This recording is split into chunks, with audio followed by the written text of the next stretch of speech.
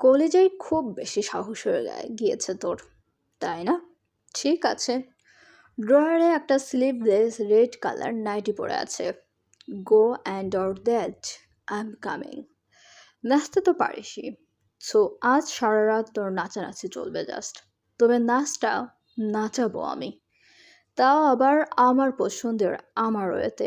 বান্দির মেয়ে। এহেন শীতল অথচ হিংস্র হুমকির অভিঘাতে রমণীর সর্বাঙ্গ বেয়ে যেন শীতল শিহরণ থেমে গেল যেন। কাপা হাতে তড়িৎ ফোনটি নামিয়ে রাখলো মাহি। বুক ধড়ফড় করছে তার। ভয়ার্ত চোখ দুটো তক্ষুনি এদিক ওদিক ছুটল লুকানোর জায়গা খুঁজতে। ওদিকে ফোনের ওপাশে থাকা দীর্ঘ মানবের অধর কোণে ফুটে উঠেছে এক চিলতে বাঁকা হাসির রেশ। হাতে ধরা ফোনটি কপালের সঙ্গে ঠেকিয়ে রেখেই কয়েক মুহূর্ত নিশ্চুপ রইল মুগ্ধ। এরই মধ্যে নিস্তব্ধ কামরাটির দুয়ার দ্বারে সহসা দু একবার টোকা পড়ল। রূঢ় মানব ভ্রুক্ষেপহীন সেদিকে বসে রয়েছেন ঠায়। দরজার ওপাশ থেকে হিমাংশু রায় এতক্ষণে ভদ্র স্বরে প্রবেশের অনুমতি চাইলেন, তবে নিশ্চুপ মুগ্ধ।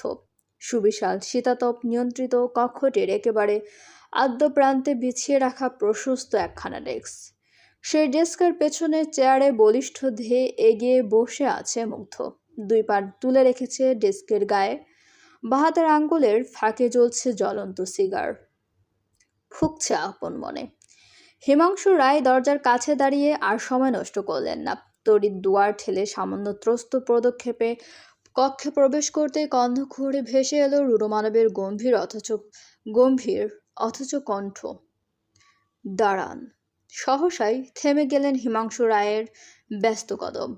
সন্দিগ্ধ দৃষ্টিতে তাকালেন মুগ্ধের দিকে। মুগ্ধ অবশ্য তার এরূপ দৃষ্টির কোনো তোয়াক্কাই করল না, বরং ধীর স্থির ভঙ্গিতে ডেস্কের ওপর থেকে পা দুখানি নামিয়ে আনল সে। ঠোঁটের কোণে সিগার চেপে নির্বিকার ভঙ্গিতে উঠে দাঁড়ালো পরক্ষণে। দু হাত গুজল পকেটে। বলিষ্ঠ দেহে কেবল জড়িয়ে রাখা কালো রঙের একখানা শার্ট। বুকের সামনের প্রতিটি বোতাম কেমন হা করে খুলে রাখা। সেগুলো ধূপধাপ কদমের প্রতিটি শব্দে দাম্ভিকতার ছ লেপ্টে এগোলো। কক্ষের ঠিক বাঁ দিকে বিছিয়ে রাখা প্রশস্ত ডিভান, সেথায় পূর্বেই সাজিয়ে রাখা হয়েছে দাবার কোট।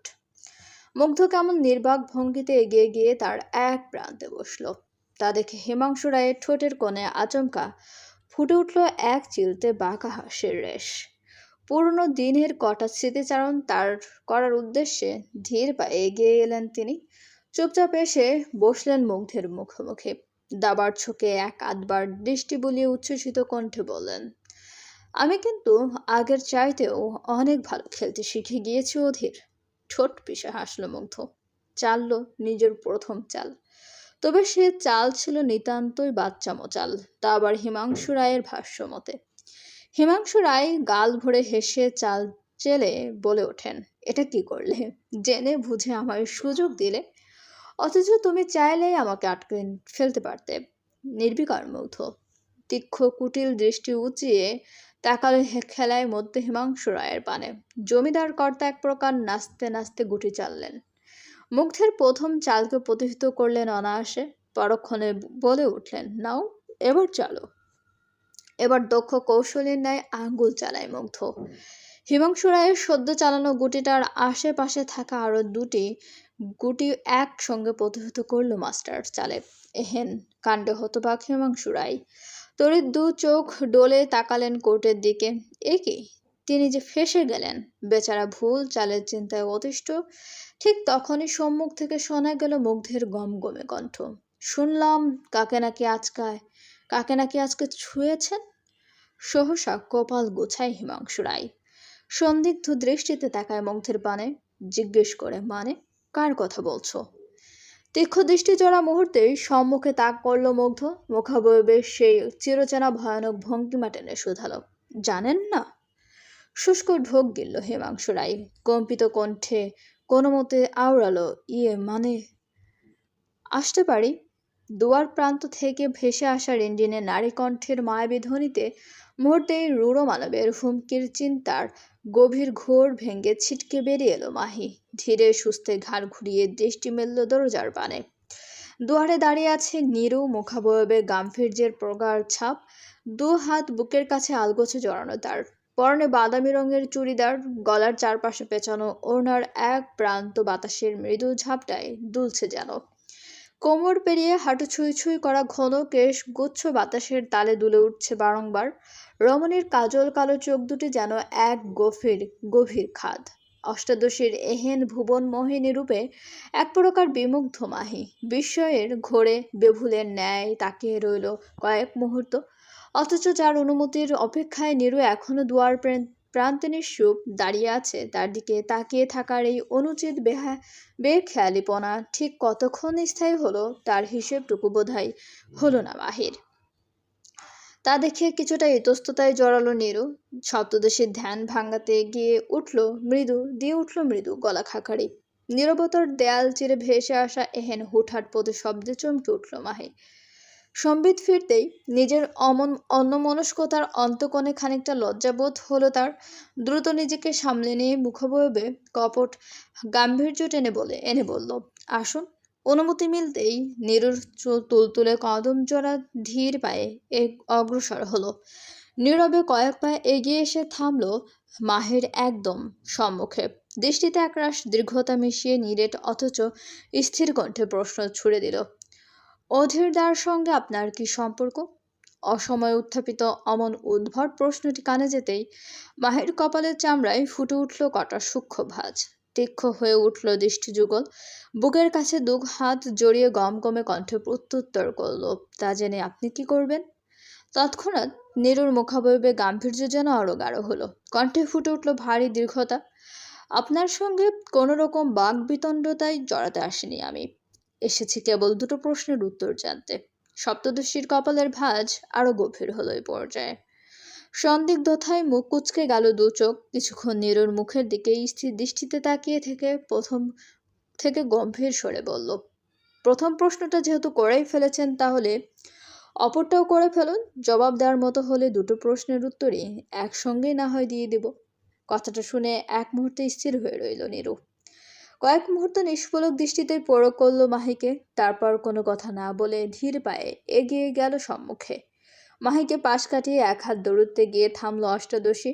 বিপরীত দিকে মুখ ফিরিয়ে কণ্ঠে অটুট দীর্ঘতা মিশিয়ে উচ্চারণ করল, অধীরদা লোকমুখে মাফিয়া শারো মনস্টার নামে পরিচিত। একই সঙ্গে তিনি রাশিয়ার রুশদি কিং। সেদিক থেকে তার ব্যক্তিত্বে নির্দয়তা থাকাটা বড্ড স্বাভাবিক। কিন্তু এই স্বাভাবিক বিষয়টা নিয়ে আপনার এত মাথা ব্যথা কেন? থামল নীরু। চোখ দুটোতে বিশাল বিরক্তির ছাপ ফুটিয়ে ঘাড় বাঁকায় সামান্য। ক্রমশ ভারী হয়ে উঠা কণ্ঠে ফের শুধালো, কেন? আজ দুপুরে আপনি বারবার তার নির্দয়তা নিয়ে প্রশ্ন তুলছিলেন। কেন আমার বাবাকে উত্তেজিত করে তুলছিলেন? আপনার একের পর এক উদ্ভট প্রশ্নের উত্তর দেওয়ার জন্য। কেন কেন কেন? এই কি সম্পর্ক আপনার অধীরদার সঙ্গে? কেন তাকে নিয়ে জানতে আপনার এত কৌতূহল? নিস্তব্ধ ঘোরের পরিবেশে আচানক পরিবর্তন নামলো। এক গুমোট আবহে আটকা পড়ল বিপরীতমুখী দুইটা রমণী। অদ্ভুত হলেও সত্য, দুজনার কণ্ঠে এই মুহূর্তে প্রতিধ্বনিত মানুষটা একজনই, যাকে ঘিরে একের পর এক প্রশ্ন ক্রমশ হানা দিচ্ছে দুজনার মস্তিষ্কে। এদিকে রাগে দুঃখে কাঁপছে নীরুর সর্বাঙ্গ। চোখ দুটো হয়েছে ছলছল। বিপরীতমুখী রমণী এতক্ষণে মুখ খুলল, ভারী তিরিক্ষি কণ্ঠে আওড়ালো, যার সঙ্গে একই ছাদের নিচে থাকছি তাকে নিয়ে কৌতূহল থাকবে না তো কাকে নিয়ে থাকবে? তাছাড়া আপনি হয়তো ভুলে যাচ্ছেন, অধীর রায় মাফিয়া সারে মনস্টার হবার পূর্বে সে একজন মানুষ। তিনি মায়ের পেট থেকে পড়ার সঙ্গে সঙ্গে নির্দয় হয়ে ওঠেনি, তাকে নির্দয় বানানো হয়েছে। আপনার বাবা বানিয়েছে তাকে এমন একজন মানুষরূপী মনস্টার। সহসা শরীর ঘুরিয়ে দাঁড়ায় নীরু। হতবাক কণ্ঠে বলে ওঠে, আপনি জানেন আপনি কি বলছেন? কতটুকু জেনে বুঝে আপনার কথাটা তারপর কথাটা বলছেন আপনি? অধীর দাকে মানুষরূপী মনস্টার বানানোর পেছনে আমার বাবা নয়, বরং দায়ী ছিল অন্য কেউ। আমার বাবা কেবল দীক্ষিত করেছে অধীর দাকে। কিন্তু কথার প্রশ্নে পথিমধ্যে শ্লেষাত্মক ভঙ্গিতে হেসে ওঠে সপ্তদশী। তরস্ত ঘুরে দাঁড়ায় নীরুর পানে। ঠোঁটের কোণে তাচ্ছিল্যের ছাপ ফুটে আওড়ায়। বাবা মেয়ে বলে কথা। বাবার হয়ে সাফাই গাইবেন, এটাই স্বাভাবিক। মুহূর্তেই মুখাবয়বে ঝাঁজ লেপটে গেল নীরুর। চল তুলল কটমট শব্দ। রাগান্বিত মানবী কি করতে কি করবে তাই যেন ভাবছে দাঁড়িয়ে। মুহূর্ত ব্যয়ে কি ভাবলো কে জানে। পরক্ষণে কোনরূপ বলা কওয়া ছাড়াই আলগোছে চেপে ধরল মাহির নরম কবজির সন্দীপ। এই অতর্কিত কাণ্ডে ভড়কায় মাহি, হতচকিত কণ্ঠে কিছু বলতেই যাবে, তার পূর্বেই টান পড়ল হাতে। ব্যস্ত নিরু মাহির কবজি সন্ধি আঁকড়ে ধরে এগোচ্ছে দরজার দিকে। মাহি মোচড়াচ্ছে হাত, ছাড়াতে চাইছে নিজ নরম তুলতুলে কবজি সন্ধি, অথচ গম্ভীর নিরু কোনরূপ উদ্বেগ দেখালো না সেদিকে। সে হাঁটছে, এক প্রকার জোরপূর্বক টেনে হিঁচড়ে নিয়ে যাচ্ছে মাহিকে। আধো আলোয় বিভোর বৃহৎ কাছারি ঘর, যার চারদিক হতে ভেসে আসছে মাটির স্যাঁতসেঁতে গন্ধ। লালচে সুরকির ক্ষয়প্রাপ্ত মেঝেতে বিছিয়ে রাখা মস্ত বড় শীতল পাটি, সেথায় আয়েশ করে দুপা একত্রে ছড়িয়ে রেখে বসে আছেন এক পোড়া। গায়ে তার মাংস নেই এক ছটাক, যেদিকটায় চোখ যাবে সেদিকটায় দেখা মিলবে কেবল হাড়গোড়। দুর্বল চোখ দুটোয় পানি পড়েছে পোড়ার, ফলে দিন অথবা রাতে খুব একটা পার্থক্য করতে পারেন না তিনি। নিরুর ব্যস্ত দুটো কদম কাছারি ঘরের সম্মুখে অগ্রসর, তার পিছু পিছু ছুটছে বার কয়েক। হোঁচট খেতে গিয়েও কোনো রকমে বেঁচে যাওয়া মাহির নরম তুলতুলে পা দুটো। বেচারি শঙ্কিত বিচলিত কণ্ঠে বারংবার আওড়াচ্ছে, কোথায় নিয়ে এলেন আমায়? হাত ছাড়ুন বলছি। শুনল না নিরু, বরং হেঁটেই চলল সম্মুখে। খানিক বাদে এক হাতে কাছারি ঘরের কাঠের দরজা ঠেলে ভেতরে প্রবেশ করল সে। পিছু পিছু টানলো মাহিকেও। বকা শব্দদোষী ভেতরে কদম রেখে বিরক্তিতে নাক মুখ কুচকে নিল তৎক্ষণাৎ। আনমনে আধো আলোয় এদিক ওদিকে দৃষ্টি বুলাতে গিয়ে চোখ দুটো আচমকা আটকে গেল তার। অদূরের অদ্ভুত দেখতে পোড়াকে অবলোকন করা মাত্রই ভয়ে কেঁপে ওঠে বেচারি। ভয় বিজড়িত কণ্ঠে চিৎকার করতেই যাবে অমনি সম্মুখ থেকে ধেয়ে এলো নিরুর মোলায়েম হাত। মুহূর্তেই চেপে ধরল মাহের মুখ। এহেন কাণ্ডে যার পর নাই হতবাক মাহি। বিস্ফোরিত দৃষ্টিতে নিরুর পানে তাকাতেই কর্ণকুহরে ভেসে এলো নিরুর চাপা স্বর, হুস, টু শব্দটিও করো না, শুধু চুপচাপ শুনে যাও সব কিছু। বোধগম্যহীনের চেয়ে রইল মাহি। মুহূর্ত খানেক পার হতেই অদূরে বসে থাকা বৃদ্ধা কেমন কম্পিত কণ্ঠে শুধালো, কে কে? সহসা জড়সড়ভাবে ধরে নিরু আলগোছে ছেড়ে দিল মাহির মুখ। ধীর পায়ে এগিয়ে গেল পোড়ার সন্নিকটে। রয়েছে নিজ তুলতুলে হাত দুটো দিয়ে আলতো করে চেপে ধরল পোড়ার কঙ্কাল প্রায় হাতখানা। ঠোঁটের কোণে মিষ্টি হাসির রেশ টেনে শুধালো, আমি ঠাকুমা, নিরুপমা। মুহূর্তেই পোড়ার চোখে মুখে লেপটে গেল এক আকাশসম খুশির রেশ। দুর্বল কম্পিত কণ্ঠে কোনো মতে আওড়ালো, এতগুলো দিন পর কি মনে কইরা? রমণী এবার চোখ তুলে তাকালো অদূরে দাঁড়িয়ে থাকা মাহির পানে। চোখের ইশারায় বোঝালো কাছে এসে বসতে। অথচ বকা মানবিক কি হলো কে জানে, সে কেমন শক্ত মুখে দাঁড়িয়ে রইল ঠায়। এহেন কাণ্ডে ফুস করে দীর্ঘ নিঃশ্বাস ফেলল নিরু। খানিক বাদে মেয়েটার ওপর থেকে দূর দৃষ্টি সরিয়ে এনে পড়াকে জিজ্ঞেস করলো, আমাকে ওই ঘটনাগুলো আরেকবার বলবে ঠাকুমা? ভীষণ ইচ্ছে করছে শুনতে। কথাটা কন্দ ঘুরে পৌঁছাতেই সর্বাঙ্গে ঝাঁকিয়ে উঠে পড়ার, নড়ে উঠে তার কালশিটে অধর যুগল। মাথাটা দুধারে নাড়িয়ে না বোঝাতেই নিরু কেমন গো ধরল। এক প্রকার নাছর বান্দার নাই বলে উঠল, বলো না ঠাকুমা, প্লিজ বলো। মেয়েটার এহেন নাছর বান্দার স্বভাবে বরাবরই হার মানেন পড়া। আজও তাই হলো। তিনি কিয়ৎক্ষণ চুপ থেকে বলতে শুরু করলেন। অদূরে দাঁড়িয়ে থাকা মাহিও শুনতে লাগলো মনোযোগ দিয়ে। 24 বছর আগের কথা। আমি তখন ওই জমিদার বাড়িত কাজ কায়েম কইরি। শ্যামাত যখন মারা গেল তখন। অতীত চলবে। গল্পটি চলাকালীন সবাই আমাদের চ্যানেলটা প্লিজ সাবস্ক্রাইব করুন, এবং গল্পটি ভালো লাগলে অবশ্যই সবাই লাইক, কমেন্ট এবং শেয়ার করতে ভুলবেন না আপনাদের প্রিয় মানুষগুলোর সাথে। এবং আমাদের চ্যানেলটার সঙ্গে থাকার জন্য সবাইকে অনেক অনেক বেশি ধন্যবাদ সবাইকে। প্লিজ সবাই বিজ্ঞাপনগুলো পুরোটা দেখবেন।